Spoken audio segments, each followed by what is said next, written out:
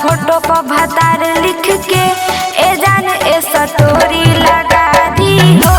कहता तोरा फोटो पर भतार लिख के ए जान ए स्टोरी लगा दी हो।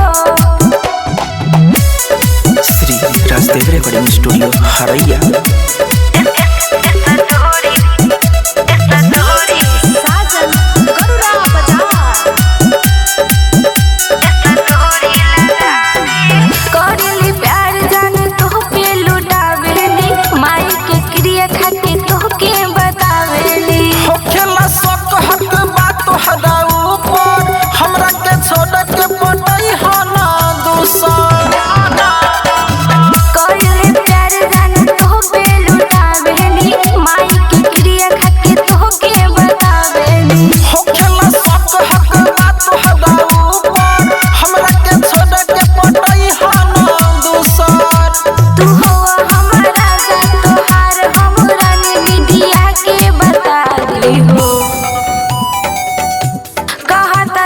फोटो पर भतार लिख के ए जान ए स्टोरी लगा दी हो।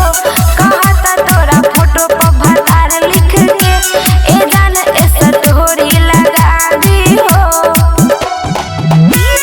साजन गरुड़ा बाजार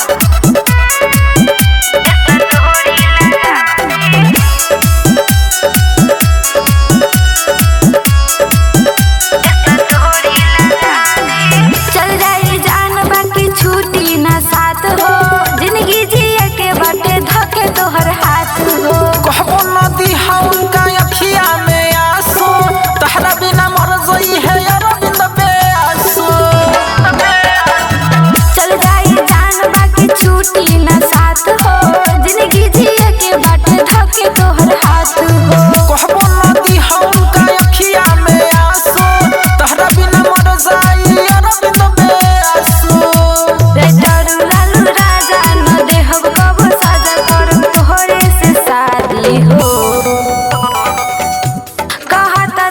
फोटो पर भतार लिख के ए जान ए स्टोरी लगा दी हो।